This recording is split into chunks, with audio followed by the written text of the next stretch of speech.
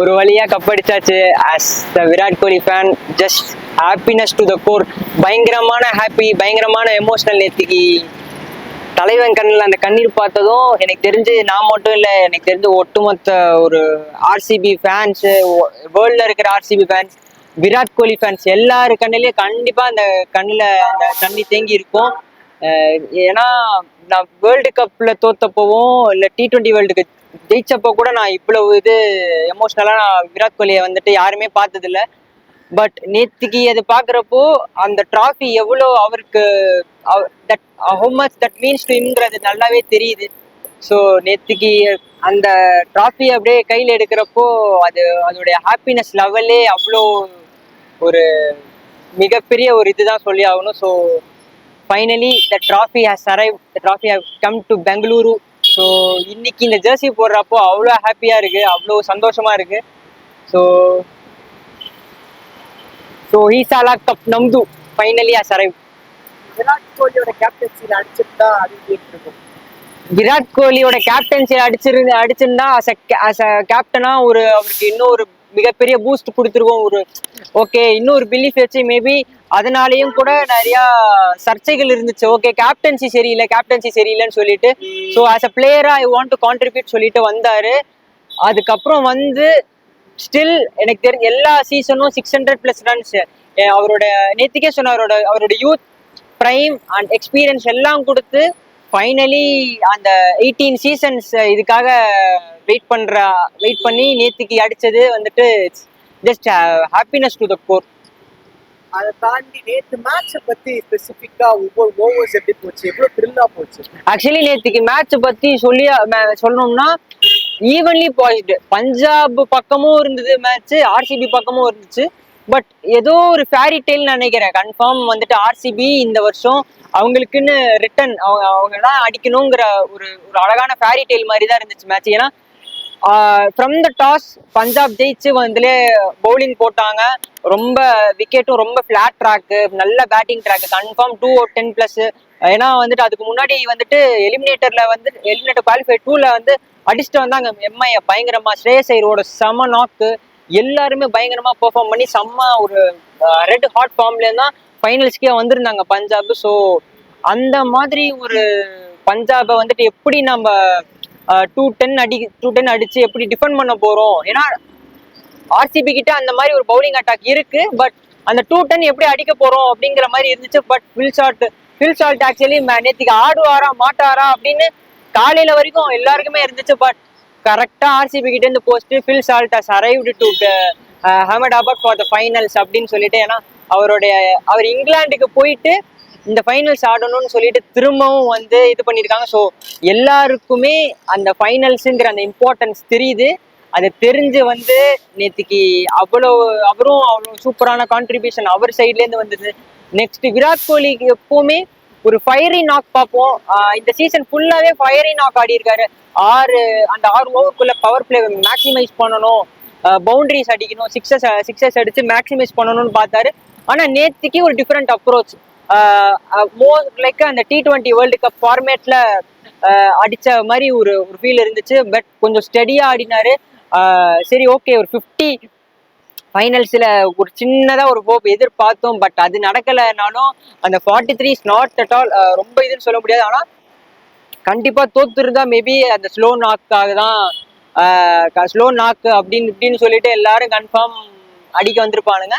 But anyway batting பொறுத்த வரைக்கும் எல்லாருமே வந்துட்டு ஒரு பெரிய ஒரு 50+ ஸ்கோர் அந்த மாதிரி போகலைனாலும் வந்த எல்லா பேட்டர்ஸுமே எனக்கு தெரிஞ்ச ஜிதேஷ் சர்மா வரைக்கும் ஒரு 10 பால் 20 அப்படின்னு ஒரு குவிக் ஃபயரா ஆடி எனக்கு தெரிஞ்ச ஒரு 20 ரன்ஸ் ஷார்ட்டா இருந்துச்சு ஃபர்ஸ்ட் இன்னிங்ஸ் முடியறப்போ. ஓகே 190 ஃபைனல்ஸ்ல நல்ல ஒரு ஸ்கோரா இருக்கும், ஒரு நல்ல வந்துட்டு ஒரு டிஃபெண்டபிளா இருக்கும். பட் ஒரு பஞ்சாப் மாதிரி நல்லா ரெட் ஹாட் ஃபார்ம்ல இருக்கிறப்போ ஒரு 20 ரன்ஸ் ஷார்ட் இருக்குமோ அப்படின்னு நினைச்சேன். But 190 in finals they made it look like 220 மாதிரி தான் இருந்துச்சு.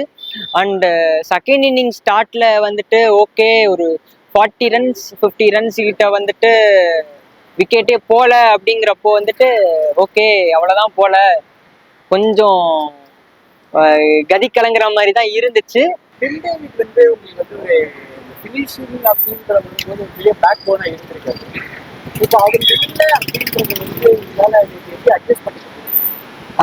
டிம் டேவிட் இருந்துச்சுன்னா ஒரு பவர் ஹிட்டர் கன்ஃபார்மா இன்னும் ஒரு 20 ரன்ஸ். அதான் அந்த 20 ரன்ஸ் எக்ஸ்ட்ரா பார்த்துருந்தா இன்னுமே கொஞ்சம் டிஃபெண்டபிளா இன்னுமே கொஞ்சம் இன்னும் கொஞ்சம் பேக் பண்ணியிருக்கலாமோங்கிற அந்த ஒரு ஃபீல் இருந்துச்சு. பட் ஹாம்ஸ்ட்ரிங் இன்ஜுரிஸ் நிறையவே பார்த்துருக்கோம் நம்ம. பட் அந்த மாதிரி வச்சுட்டு நம்மளால லாஸ்ட் ஓவரில் running between the wickets confirm ஓட முடியாது. So fair enough.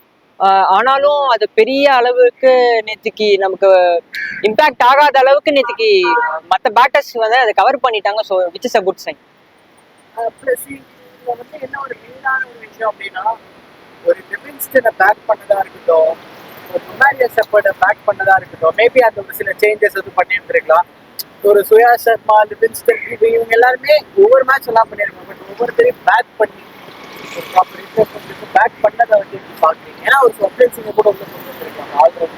ஆக்சுவலி போன வருஷம் ஸ்வப்னில் சிங் எனக்கு தெரிஞ்சு த்ரூ அவுட் த சீசன் ஆடினாரு. பட் இந்த சீசன் அவருக்கு வாய்ப்பு கிடைக்கலனாலும் எனக்கு தெரிஞ்சு அவங்க கரெக்டான பேட்டர்ன் ஃபாலோ பண்ணிட்டாங்க. ஓகே, இதுதான் நம்மளோட வின்னிங் காம்பினேஷன், இதை வந்து மாற்ற வேணாம். லிவிங்ஸ்டனுக்கு பேட்ல வந்துட்டு படலைனாலும் okay, he can go for that big sixers அப்படிங்கிற அந்த ட்ரஸ்ட். ஏன்னா ஆக்ஷனுக்கு போற அந்த ஸ்டேஜஸ்ல இருந்தே நமக்கு டிகேயோட அந்த வீடியோஸ் பார்த்த வரைக்கும் சொன்னது என்னன்னா, he can go for that big sixers, confirm அந்த குவிக் ஃபயரான நாக் ஆட முடியும் லிவிங்ஸ்டனால அப்படிங்கிற அந்த ஒரு மைண்ட் செட்ல தான் லிவிங்ஸ்டன் எடுத்தாங்க. பிளஸ் அது வந்துட்டு பேட்டிங் வைஸ் ஒர்க் அவுட் ஆகலனாலும் he can bowl leg spin and off spin. So okay, ஒரு நல்ல பவுலிங் ரீப்ளேஸ்மெண்ட்டாகவும் அவர் இருப்பாரு, அவரால் வந்துட்டு அந்த இதுவும் போட முடியும் அப்படிங்கிற அந்த ஒரு தாட். பிளஸ் சுயா சர்மா வந்துட்டு அவருக்கு விக்கெட்ஸ் கிடைக்கலனாலும் he bowl that crucial overs.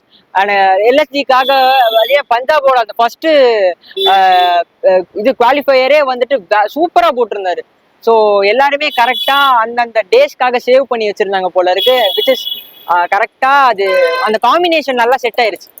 Opening partnership 18 Jersey number 18 18 for a reason.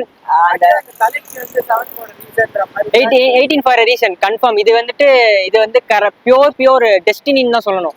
கரெக்டா அந்த அந்த மனுஷன் ஹீ டிசர்வ்ஸ். அவர் வந்துட்டு அந்த ஒரு மனுஷன் இந்தியன் கிரிக்கெட்டுக்காக பண்ணாதது இல்ல, அந்த ஆர்சிபி பிரான்சைஸ்க்காக பண்ணாதது இல்ல. கன்சிஸ்டண்டா 600+ ரன்ஸ் கன்சிஸ்டண்டா, அதுவும் நாட் ஒன்ஸ் நாட் ட்வைஸ், கன்சிஸ்டண்டா அந்த டீமுக்காக உழைச்சு he gave his everything to the team and he deserves to lift the trophy more than anyone else. அதே தான் ஜிதேஷ் சர்மா சொன்னாரு, அதே தான் ரஜத் பட்டிதார், அதே தான் Dinesh Karthik. So everyone knows that விராட் கோலி deserves to lift the trophy. டிகேவோட ரோல், ஏன்னா ஒரு பக்காவான பிக்ஸ் எடுத்து அது சஜஷன் கொடுத்தது வந்து டிகே தான். ஸோ அந்த டிகேவோட ரோல் எப்படி இருந்தது? டிகே எடுக்க சொன்ன ஜிதேஷ் சர்மா கரெக்டாக இம்பாக்ட் கிரியேட் பண்ணாங்க. Dinesh Karthik is the backbone, ஒரு pillar of this RCB team in this particular season. முன்னாடி அஸ் அ பேட்டரா கலக்கினதை விட அஸ் அ மென்டாரா, அஸ் அ பேட்டிங் கோச்சா he done justice to this franchise தான் சொல்லணும்.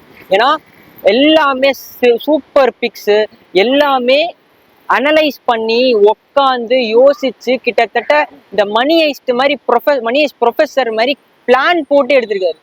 கரெக்டா எனக்கு இதுதான் வேணும்.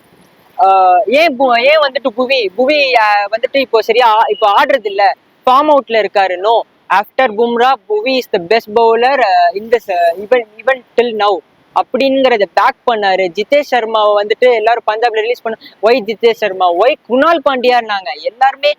ஒய் ஏன் பில் ஜாக்ஸ் விட்டதுக்கு எல்லாருமே அப்படியே அசந்து போயிட்டாங்க.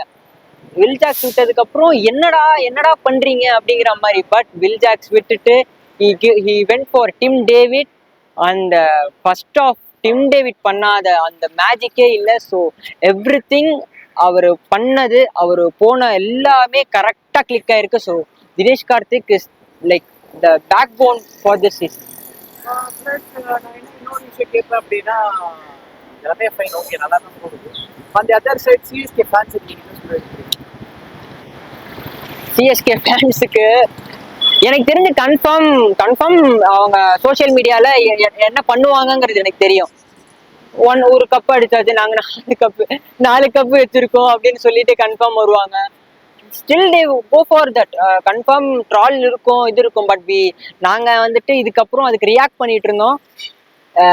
For to all RCB fans, நம்ம கிட்ட கப்பு வந்துருச்சு, ஈசாலா கப் நமக்கு வந்தாச்சு. நம்ம வந்துட்டு இதுக்கப்புறம் நம்ம வந்துட்டு நம்ம வேலையை பார்த்துட்டு போவோம், நம்ம ப்ராசஸ். ஏன்னா இதுக்கப்புறமும் அவங்க கடிக்க வராங்கன்னா அவங்க கடிச்சிட்டே தான் இருக்க போறாங்க கடைசி வரைக்கும். இதுக்கு முன்னாடி இல்லைன்னு சொல்லிட்டு இது பண்ணாங்க, இப்போ ஒண்ணுதான் இருக்குன்னு பண்ணாங்க. என்ன நீங்க நம்ம வந்துட்டு நம்ம ஹேட்டர்ஸ்க்கு வந்துட்டு நம்ம எவ்வளவுதான் பண்ணிக்கிட்டே இருந்தாலும் they will come for us. அவங்க ட்ரால் பண்ணிட்டே தான் இருக்க போறாங்க. ஸோ எனக்கு தெரிஞ்சு அது பெருசா கண்டுக்க மாட்டேன்னு நினைக்கிறேன். நான் கண்டுக்க மாட்டேன், யாரும் கண்டுக்க வேணாம். ஸோ அதுதான் நான் சொல்ல வரேன். விராட் கோலி அடுத்தது பயங்கர எமோஷனல். நான் பார்த்துட்டு இருந்தேன். எனக்கு தெரிஞ்ச 4 பால் 29 அடிக்கணும். அப்போ ஜஸ்ட் அந்த ஒரு கேமராவை விராட் கோலி பக்கம் ஏபி டிவிலியர்ஸ் பக்கம் திருப்பினாங்க. ஏபி டிவிலியர்ஸ் அவர் கமெண்ட்ரி விட்டுட்டு இங்க வந்தாரு கிரவுண்டுக்கு வந்து, I want to celebrate with this team, நான் கொடுத்துருக்கேன், நான் பண்ணியிருக்கேன்னு சொல்லிட்டு விராட் கோலி நின்று அந்த சைடு வந்து நின்று அப்படியே பம்பிங்கா இருந்தாங்க. அதெல்லாம் பாக்குறப்போ ஓகே, எத்தனை நாள் சந்தோஷம், எத்தனை நாள் அந்த ஒரு இதுல அப்படிங்கிற ஒரு ஃபீல் இருந்துச்சா. Finally my man கிரைடு. அது வந்துட்டு அன்எக்ஸ்பிளைனபிள், ஒரு செம்ம எமோஷன். கண்டிப்பா நீங்க ஆர்சிபி ஃபேனா இருக்காதீங்க, நீங்க ஒரு சிஎஸ்கே ஃபேனா இருக்காதீங்க, எம்ஐ ஃபேனா இருக்காதீங்க. ஜஸ்ட் ஒரு கிரிக்கெட்டை பார்க்குற ஒரு பையன். நீங்க வந்துட்டு நீங்க எத்தனை வருஷம் கிரிக்கெட் விளையாடுறீங்க, உங்களுக்கு இத்தனை வருஷம் எதுவுமே நம்மளால சக்சீட் பண்ண முடியலையே அப்படின்னு நினைக்கிற ஒரு ஃபெயில்டு கிரிக்கெட்டர் அப்படிங்கிற இதுவா இருக்கிறவன், அவன் வந்துட்டு அவனுக்கு ஒரு சமயம் நடக்குதுங்கிறப்போ ஒருத்தனோட எப்படி எக்ஸ்பிரஸ் பண்ணுவான். நேத்திக்கு விராட் கோலியோட ரியாக்ஷன் அதுதான். நான் எல்லாமே பண்ணியிருக்கேன், நான் எல்லாமே கொடுத்துட்டேன், இதுக்கப்புறம் என்கிட்ட கொடுக்க ஒண்ணுமே இல்லை, ஃபைனலி ஐ டிசர்வ் அப்படின்னு அவருக்கே தெரியுது. இதை விட எனக்கு கரெக்டான சான்ஸ் கிடைக்காது, இது வந்துட்டு டெஸ்டினி அப்படின்னு அவருக்கு தெரியுது. அண்ட் மேன், அவர் அழுதப்போ ஹோல் ஸ்டேடியம் வாஸ் எரப்டட். இந்த வீடியோ பிடிச்சிருந்துச்சுன்னா லைக் பண்ணுங்க, ஷேர் பண்ணுங்க, கமெண்ட் பண்ணுங்க. ரஃபி தியேட்டரை மறக்காம சப்ஸ்கிரைப் பண்ணிருங்க, பெல் பட்டனை கிளிக் பண்ணிருங்க.